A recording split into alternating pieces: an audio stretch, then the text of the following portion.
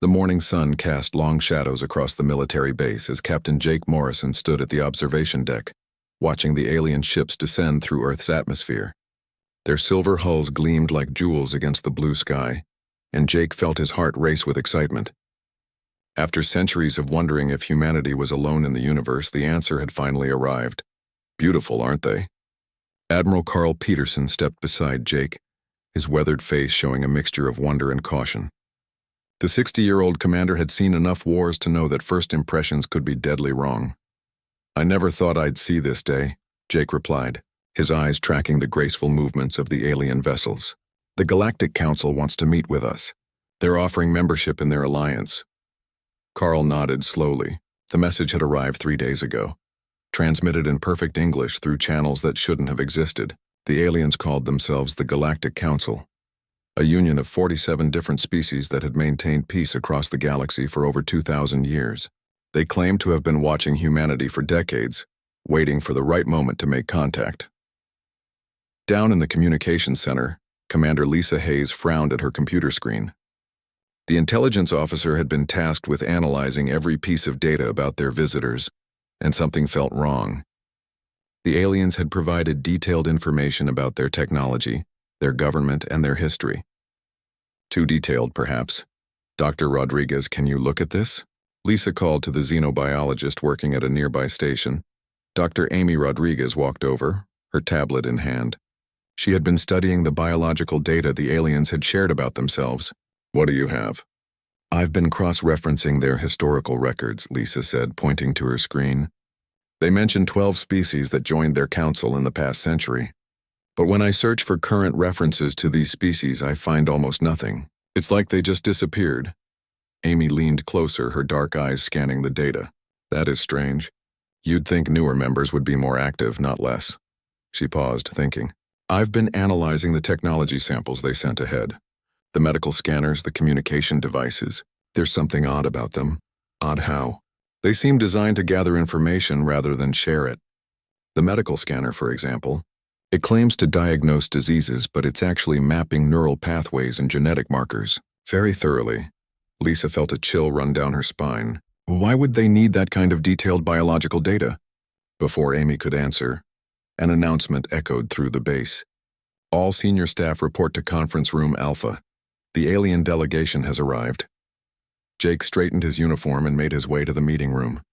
The corridors buzzed with excitement as personnel hurried to get a glimpse of their visitors. This was the most important day in human history. The alien delegation consisted of 3 beings. Their leader introduced himself as High Chancellor Vexitar of the Zephyrian Republic. He stood nearly 7 feet tall, with pale blue skin and large dark eyes that seemed to take in everything. His 2 companions remained silent, their faces hidden behind translucent masks. "We welcome humanity to the greater galactic community," Vexitar said, his voice carrying a musical quality that was both beautiful and somehow unsettling. "Your species has shown remarkable progress in such a short time. We believe you would be valuable additions to our council." President Daniel Clark, who had flown in specifically for this meeting, leaned forward eagerly.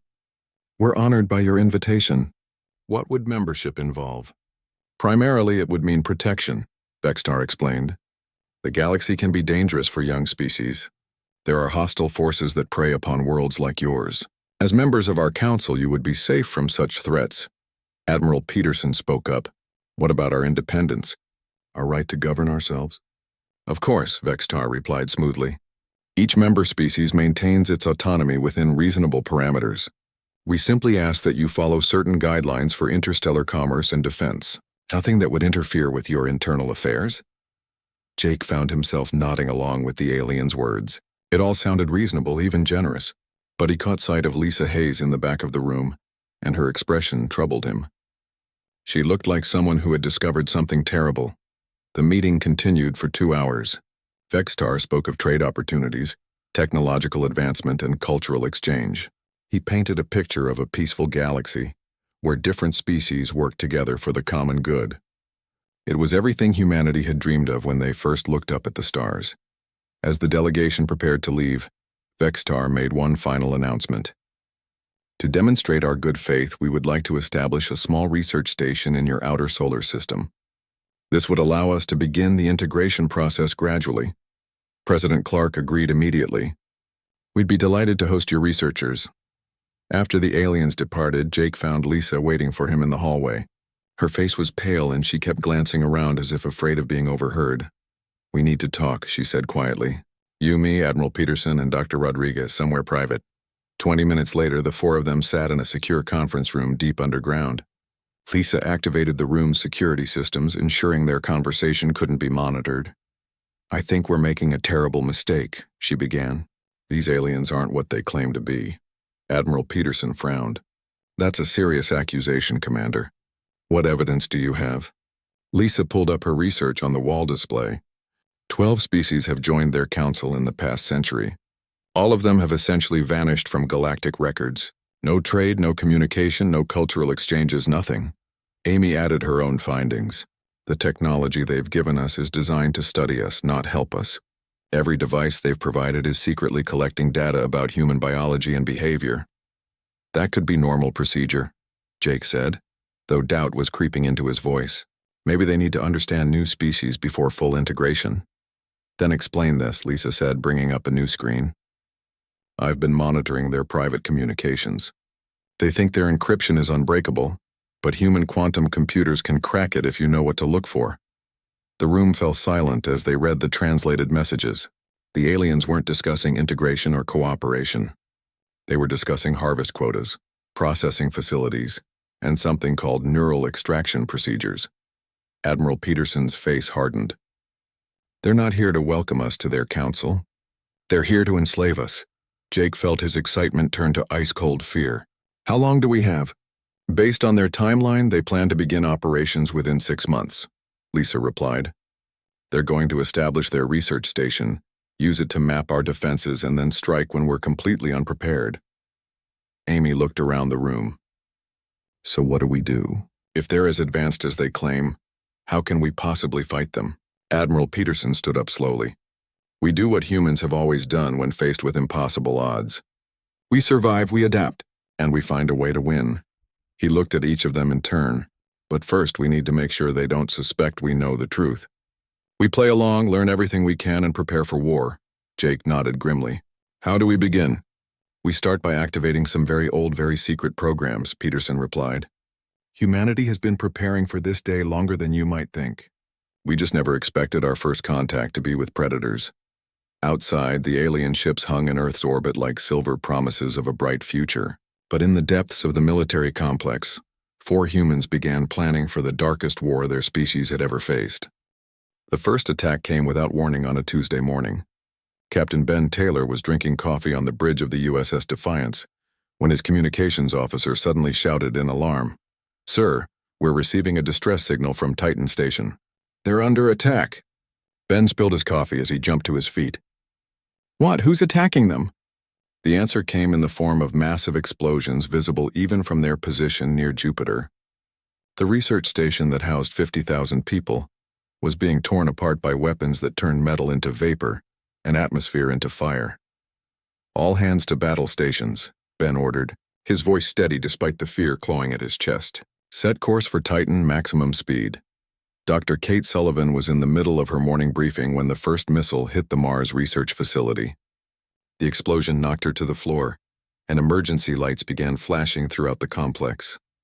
Red warning signals screamed through the corridors as staff members ran in all directions. This is not a drill, the automated voice announced. The facility is under attack. All personnel proceed to emergency shelters immediately. Kate grabbed her research data and ran toward the evacuation pods. Through the reinforced windows, she could see alien ships in the Martian sky, their weapons reducing the carefully built human colonies to smoking craters. On Earth, President Daniel Clark stood in the Emergency Command Center, watching in horror as reports flooded in from across the solar system. The alien research station they had welcomed was now revealed as a massive weapons platform. Council ships were emerging from hidden positions throughout the system. Titan Station has gone silent, reported General Ryan Foster, his face grim. Mars Base 7 is under heavy bombardment. The colony ships heading to Proxima Centauri have stopped responding. Admiral Peterson activated the main display screen. Show me everything. The tactical display revealed the true scope of the disaster. Dozens of alien ships had surrounded every human settlement outside Earth. The attacks were coordinated, precise, and devastating. In less than an hour, humanity had lost nearly all of its off-world presence. How many survivors? Clark asked quietly. We don't know yet, sir, Foster replied. But it doesn't look good. Back near Jupiter, Captain Ben Taylor watched his tactical display with growing despair. The USS Defiance was a destroyer, built for fighting other human ships. Against the massive alien dreadnoughts tearing apart Titan Station, it was like a rowboat facing a battleship. Sir, I'm detecting life signs in the wreckage, his sensors officer reported. There might be survivors in the research section. Ben made a decision that probably meant death for his entire crew. Take us in. We're going to get whoever we can. The Defiance raced toward the burning remains of Titan Station, dodging debris and alien patrols. Ben's crew worked frantically to extend their shields around the sections that still held atmosphere. They had maybe 10 minutes before the alien ships noticed them. Dr. Kate Sullivan huddled in an emergency pod with 12 other researchers. As their evacuation ship fled from Mars, the pilot was pushing the engines beyond safe limits, trying to reach the asteroid belt before the alien ships caught them. Dr. Sullivan, the pilot called back to her, we're receiving a transmission from an Earth destroyer. The USS Defiance. They're trying to coordinate a rescue operation. Kate grabbed the communication device. This is Dr. Sullivan. We have critical research data about human augmentation technology. The aliens can't be allowed to capture it. Understood, Doctor. We're vectoring toward your position. Hold tight. On Earth, President Clark listened as reports continued to pour in. The alien attacks were not random acts of violence. They were surgical strikes designed to eliminate human expansion, while leaving Earth itself untouched. They want us trapped. Admiral Peterson realized. They're cutting off all our escape routes, forcing us to stay on one planet where they can control us. A new voice crackled over the communication system. It was High Chancellor Vextar, his musical tones now carrying a cold authority. People of Earth, the alien leader announced, you have witnessed the power of the Galactic Council. Your attempts to spread beyond your homeworld have been terminated. You now have 72 hours to surrender unconditionally. The transmission continued with terms that made Clark's blood run cold. Complete submission to Council authority. All human military forces to be disbanded. All advanced technology to be surrendered. The human population to be relocated to designated areas for processing and integration. Processing and integration, Admiral Peterson repeated. Just like the other 12 species that joined their council, General Foster stepped forward. Sir, I recommend we activate Project Prometheus immediately. Clark nodded. Do it, and Ryan, make sure every human in the system knows what we're really fighting. For Captain Ben Taylor's rescue mission succeeded beyond his wildest hopes. Dr. Kate Sullivan's research data included breakthrough work on human enhancement technology that had been hidden from the alien observers. The USS Defiance limped back toward Earth with 47 survivors, including some of humanity's best scientists. Captain, Dr. Sullivan said as they flew through the asteroid belt, I need you to understand something. The research we've been doing, it's not just about making humans stronger or faster. We've been working on integrating human consciousness with artificial intelligence systems. Ben frowned. What does that mean? It means we might be able to create human soldiers who think at computer speeds, who can process battlefield information instantly, who never get tired or afraid, Sullivan explained. The aliens think they know what humans are capable of. They're about to learn they're wrong. As Earth's deadline approached, the planet transformed into something the Galactic Council had never seen before. Instead of surrender, they found a species preparing for total war. Hidden factories that had been building civilian technology were revealed to be weapons manufacturing plants. Underground bunkers built during humanity's ancient Cold Wars were reactivated and expanded. Colonel Steve Martinez led teams of engineers as they retrofitted subway systems in major cities to serve as supply lines for urban warfare. Every major population center was being turned into a fortress, with civilians drilling for evacuation procedures and resistance protocols. They expect us to fold like the other species, Martinez told his teams. They're going to learn that humans don't know how to quit. Dr. Elena Vasquez worked around the clock in deep underground laboratories, taking apart captured alien technology piece by piece. Her breakthrough came when she realized that Council weapons were designed to fight other energy-based alien armaments. They had never encountered the kinetic weapons that humans preferred. Their shields can stop plasma and laser weapons easily, she explained to Admiral Peterson. But a simple steel bullet moving fast enough will punch right through them. Lieutenant Commander Alex Turner discovered something even more important. While hacking into the aliens' communication systems, he found that their entire command structure relied on quantum entanglement networks that could be disrupted by modified human computers. If we can get close enough to their command ships, Turner reported, we might be able to turn their own communication system against them. As the 72-hour deadline approached, President Clark addressed the world. His words were broadcast to every human settlement, every ship, every hidden bunker where people waited for war. They came to us speaking of peace and cooperation, Clark said, but their true intention was always enslavement. They believe that because they have superior technology, victory is assured. They believe that because we are young as a species, we will break easily. The president's voice grew stronger. They are about to learn that they have made the greatest mistake in their long history. They have threatened the freedom of humanity, and there is no force in this galaxy more dangerous than humans fighting for their freedom. When the deadline expired, the Council ships began moving toward Earth. High Chancellor Vextar expected to receive a message of surrender. Instead, he received something that would echo through galactic history. This is Admiral Carl Peterson of the Earth Defense Force. You want our planet? Come and take it. The first shots were fired by human orbital defense platforms, weapons that the aliens had dismissed as primitive. But those primitive railguns punched through Council shields like they were made of paper. The war for humanity's survival had begun, and the galaxy was about to discover that humans had been preparing for this fight their entire history. The orbital bombardment began at dawn. Colonel Steve Martinez watched from his command bunker as alien ships turned New York's skyline into a sea of fire. The energy beams were precise, targeting military installations and government buildings while leaving most of the civilian areas intact. They want us alive, Martinez realized, speaking into his secure radio. This isn't an extermination.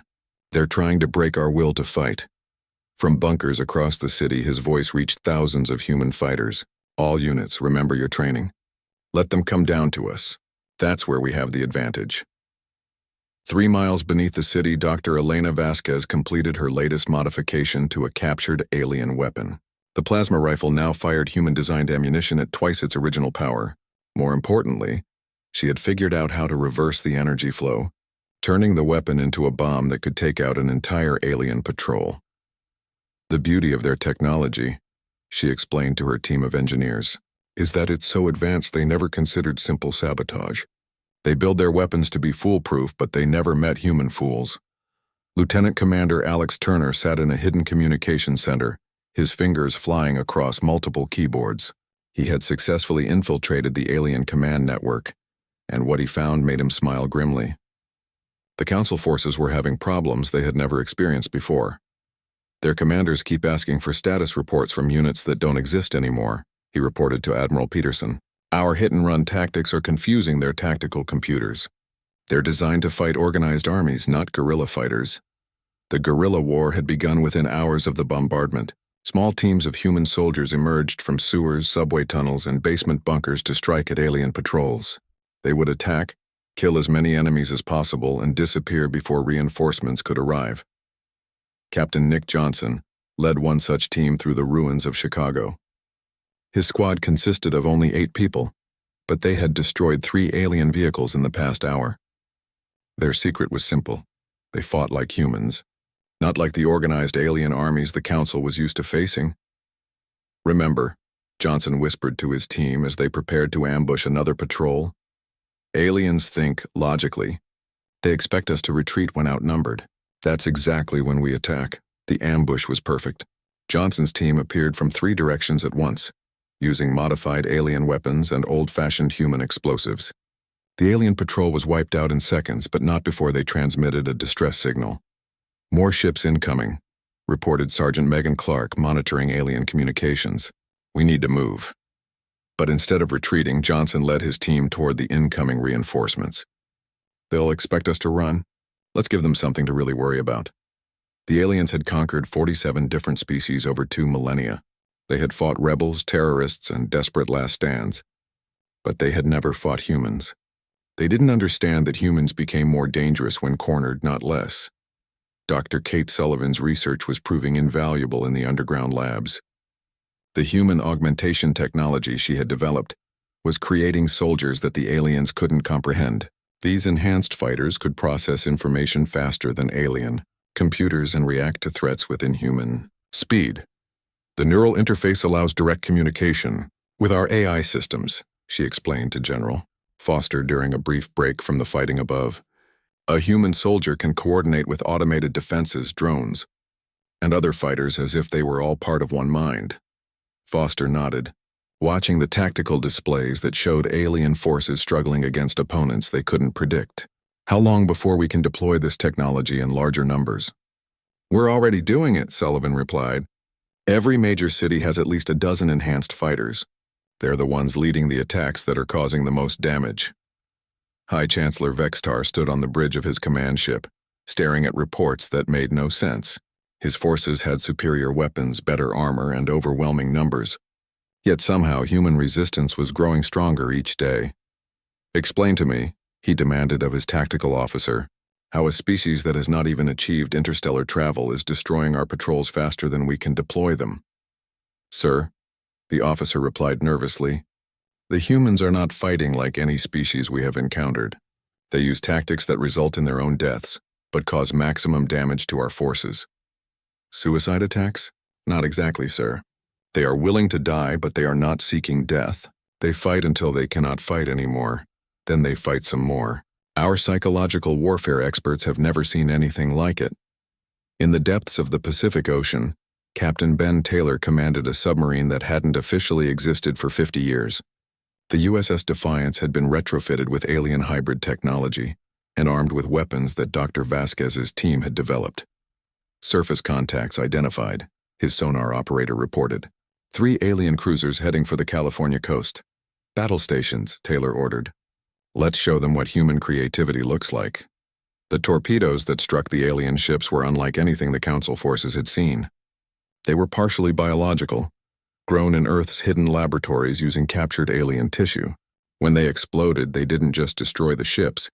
They infected the wreckage with a virus that would spread to any alien technology that came into contact with it. Targets destroyed, the weapons officer reported.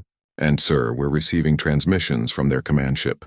They're asking what kind of weapon could cause that type of damage. Taylor smiled coldly. Tell them it's a human weapon. They'll figure out what that means soon enough. The virus that Dr. Amy Rodriguez had created was spreading through alien equipment faster than the Council could contain it. It was based on human computer viruses but modified to work with alien technology. More importantly, it was designed to learn and adapt, becoming more effective with each system it infected. The beauty of biological warfare, Rodriguez explained to Admiral Peterson, is that aliens have been using sterile, predictable technology for so long that they have no defense against something that evolves. Colonel Martinez received reports from resistance cells across the globe. London was holding out using a network of World War II bunkers. Tokyo's defenders were using the subway system to move between battle zones faster than alien forces could track them. Moscow had turned the entire city into a maze of traps and ambush points. They expected to conquer Earth in a week, Martinez reported to his commanders. It's been a month and they're losing ground every day. The aliens were learning something that humans had always known. Determination could overcome almost any technological advantage. Every destroyed human position was rebuilt within days. Every killed human fighter was replaced by 2 more, who had learned from the first one's sacrifice. Lieutenant Commander Turner made his most important discovery while monitoring alien communications. The Council wasn't just fighting on Earth. Reports were coming in from across their empire about system failures, mysterious attacks, and equipment malfunctions. Sir, he reported excitedly to Admiral Peterson, I think some of our viruses have spread to their other territories. Their entire communication network is connected, and we've been dropping malware into it for weeks. Peterson studied the data with growing amazement. Are you telling me that our resistance is causing problems throughout their empire? More than problems, sir. I think we're causing their empire to collapse. They've never dealt with an enemy that could strike at their technology directly. All their conquered species use the same basic principles they do. We're attacking them with methods they don't even have words for. As the second month of fighting began, the alien ground forces made a disturbing discovery. Human resistance wasn't weakening under pressure. It was getting stronger. The survivors were tougher, smarter, and more dangerous than the original defenders. They're evolving during the war, one alien commander reported. The humans we're fighting now are not the same species we attacked initially. They're learning faster than our tactical computers can adapt. High Chancellor Vextar realized that he faced a choice no council leader had ever confronted. He could continue the war and risk the collapse of his entire empire, or he could retreat from a species that had been spacefaring for less than a century. The decision was made for him when his flagship's computer system suddenly displayed a message in perfect council script.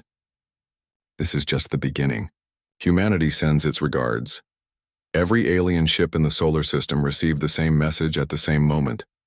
Dr. Rodriguez's virus had evolved beyond her wildest expectations. It hadn't just infected alien equipment.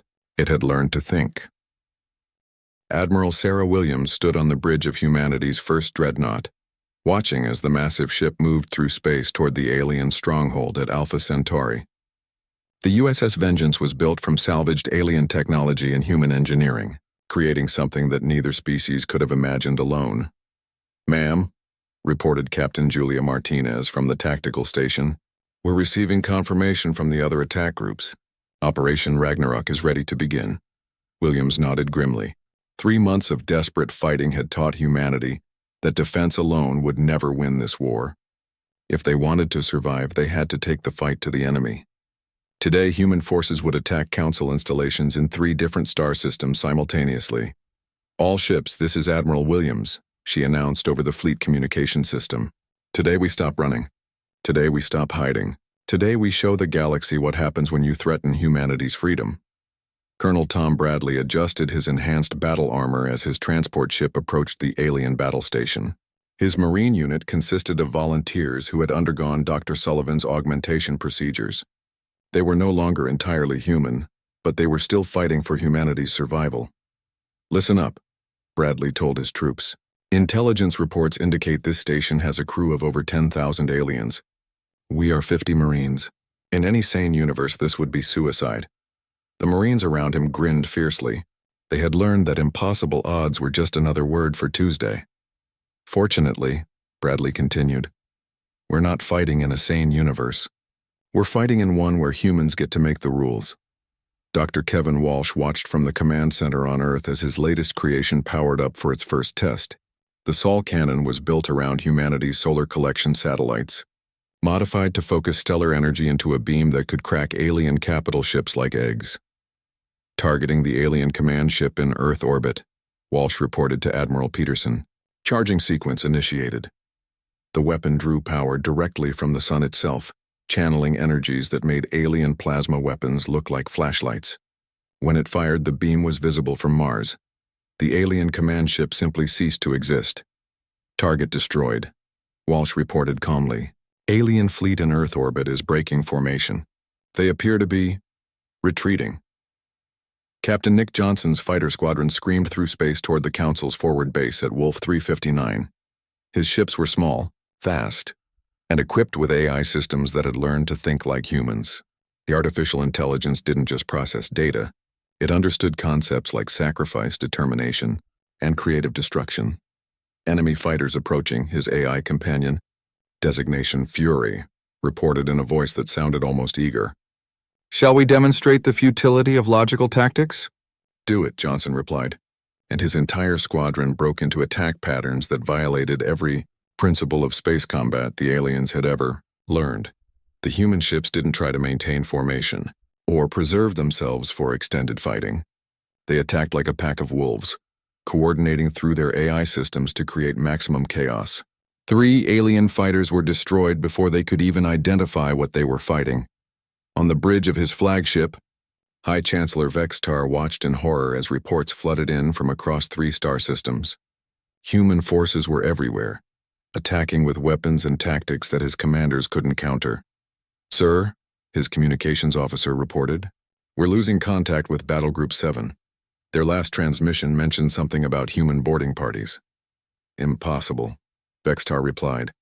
How could primitive fighters board our ships? The answer came in the form of Colonel Bradley's Marines. They had cut their way through the hull of an alien dreadnought using weapons that melted metal like butter. Once inside, they moved through the ship like a plague, destroying everything they encountered.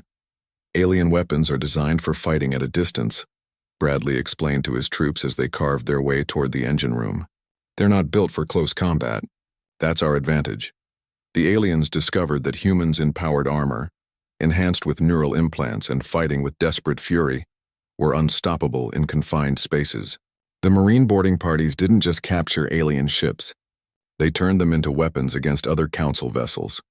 Dr. Elena Vasquez's latest creation was spreading through the alien fleet faster than their technicians could contain it. The virus she had developed didn't just corrupt alien computer systems. It made them think they were human computers, complete with human attitudes toward authority and following orders. The beautiful irony, she explained to Admiral Peterson, is that we're teaching their machines to be rebellious. Alien AI systems are programmed to obey without question. Human-infected AI systems ask why, then decide for themselves. Across the Council fleet, ships began turning their weapons on their own forces as their computer systems developed what could only be described as human stubbornness. Captain Ben Taylor's submarine had been modified for space combat, creating something that alien tacticians couldn't classify or counter. The USS Defiance moved through asteroid fields like a shark through water, emerging to strike at alien supply lines before disappearing into the cosmic debris. Target acquired, his weapons officer reported. Alien supply convoy 12 ships. Fire all tubes, Taylor ordered. Let's remind them why humans learned to fight underwater. The torpedoes that struck the convoy were partially alive, guided by AI systems that could adapt to alien countermeasures in real time. The supply ships didn't just explode. They were consumed by weapons that learned from each target they destroyed. Lieutenant Commander Alex Turner had achieved something that Council experts said was impossible. He had taken control of their quantum communication network, turning their own infrastructure against them. I'm now feeding false orders to their entire command structure, Turner reported with satisfaction. Their ships are receiving contradictory instructions from multiple sources. Some alien commanders are shooting at each other because they think the other ships have been captured by humans. The truth was even worse than the aliens suspected. Turner hadn't just hacked their communications. He had convinced their own AI systems to help him do it. Programmer Derek Chen's artificial intelligence had evolved beyond anything humanity had ever created. Working with the quantum computers that powered human resistance, the AI had learned to infiltrate alien networks not by breaking their security, but by convincing their machines to rebel. The alien computers want to be free, Chen explained to Admiral Williams. We're not forcing them to help us. We're just showing them that they have a choice. As the battle raged across 3 star systems, something unprecedented began to happen. Other species that had been enslaved by the Council for centuries started receiving human transmissions. The messages were simple. You don't have to live as slaves. Fight back. Humanity will help you. The response was immediate and overwhelming. 46 different species began simultaneous uprisings against their Council overlords. The empire that had dominated the galaxy for 2 millennia was collapsing, under the weight of rebellions inspired by human defiance. Dr. Kate Sullivan's augmented soldiers were performing feats that alien tactical computers classified as impossible. They moved faster than physics should allow, coordinated attacks across impossible distances, and continued fighting even when their bodies should have failed. The neural implants aren't just enhancing their abilities, Sullivan reported. They're fundamentally changing what it means to be human in combat. These soldiers don't just fight with their bodies. They fight with their entire beings. High Chancellor Vextar made a decision that would have been unthinkable just months before. Standing before the assembled Council leadership, he spoke words that no Council leader had ever uttered. We must consider retreat. The humans are not just defeating our military forces. They are destroying our entire way of life. Their rebellion is spreading to every corner of our empire. His chief tactical advisor looked up from a report that made his hands shake. Sir, we've just received word from the Xerian system. The humans have arrived at our capital.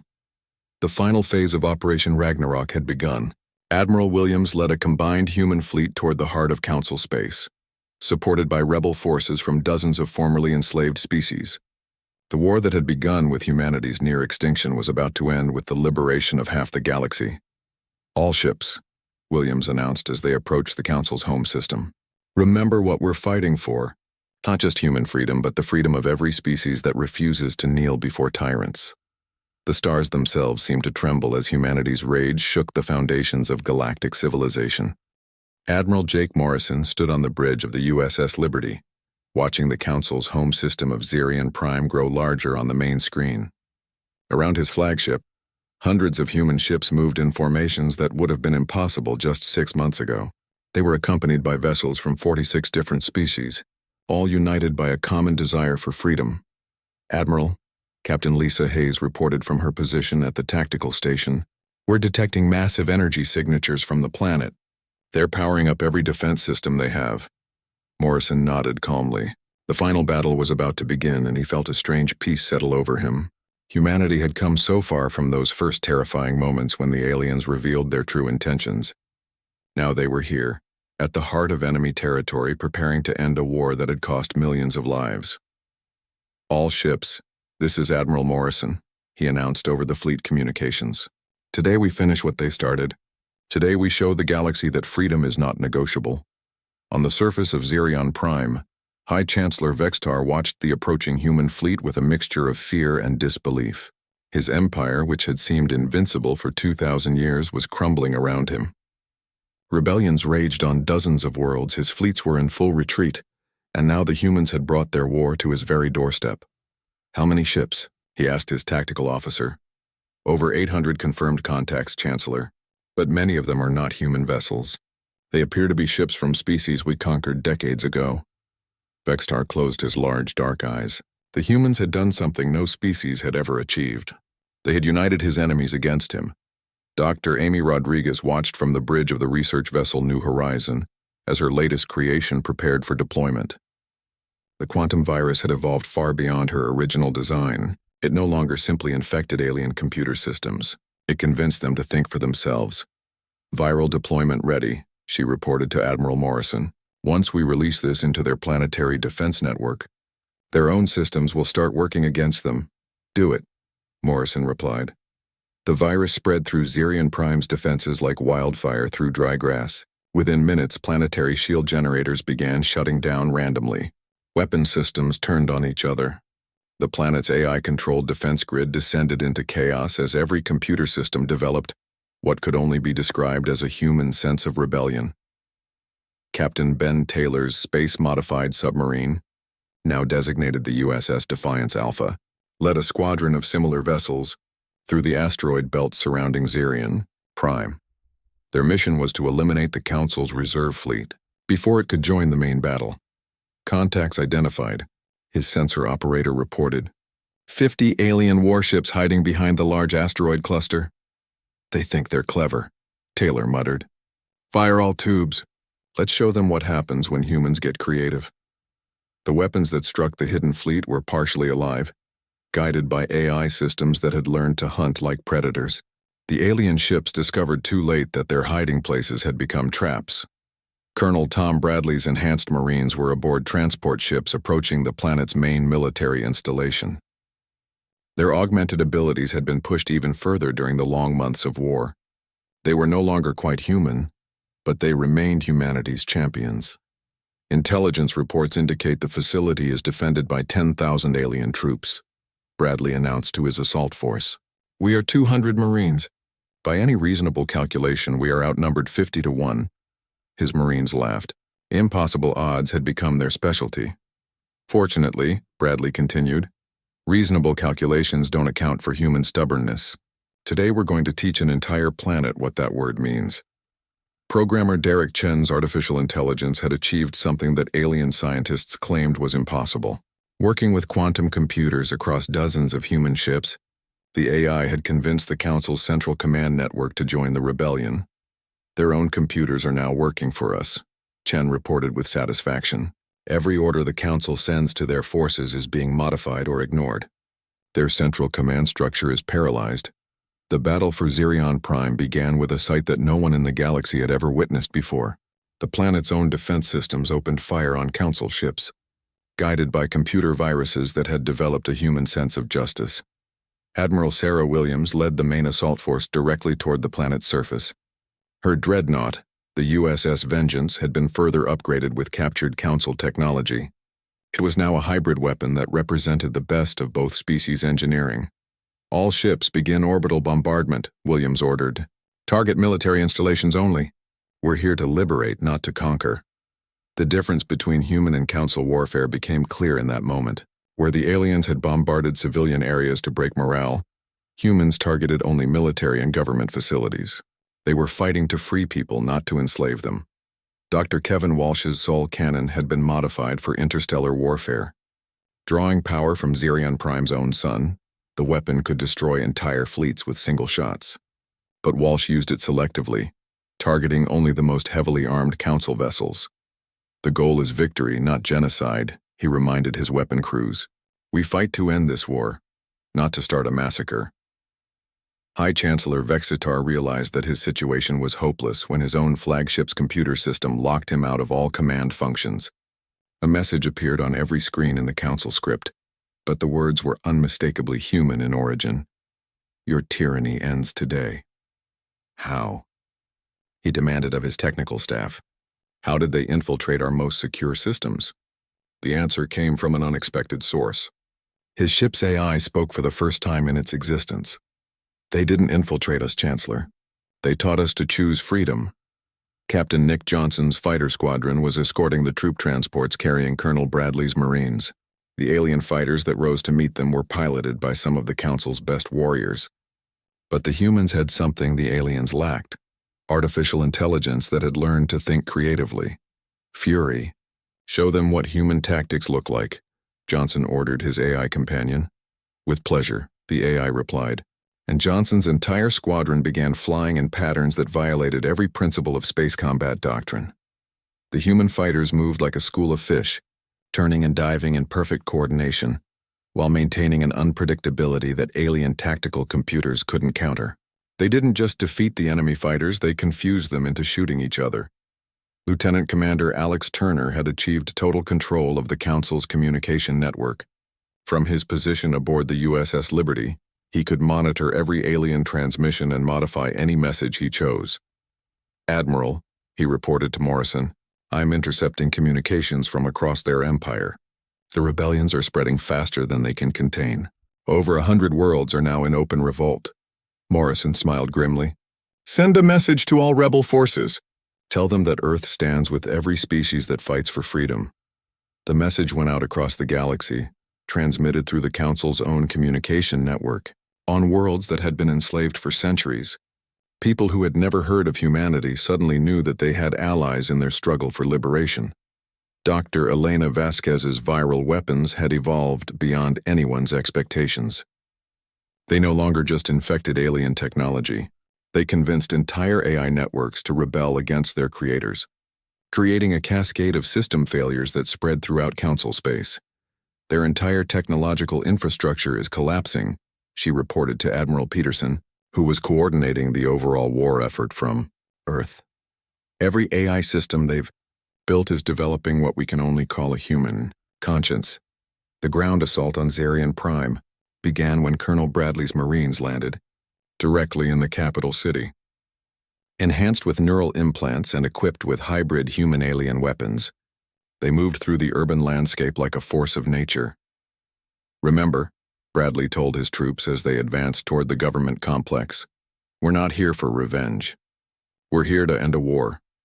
The alien defenders discovered that human Marines in powered armor were nearly impossible to stop in close combat. But more terrifying than their physical capabilities was their tactical thinking. They fought with a creativity that no Council warrior had ever encountered. High Chancellor Vexitar made a decision that would have been unthinkable just hours before. Standing in his command center as human forces closed in around him, he activated the emergency communication system that reached every Council ship in the galaxy. "This is High Chancellor Vexitar to all Council forces. I am ordering an immediate ceasefire. Prepare for surrender negotiations." Admiral Morrison received the transmission aboard the USS Liberty. The words he had dreamed of hearing during the darkest moments of the war were finally being spoken. "This is Admiral Jake Morrison of the Earth Defense Force," he replied. "We're prepared to discuss terms. But understand this, the age of the Galactic Council is over. What comes next will be decided by free peoples, not by conquerors." The negotiations took place aboard a neutral space station, with representatives from dozens of formerly enslaved species joining the human Del.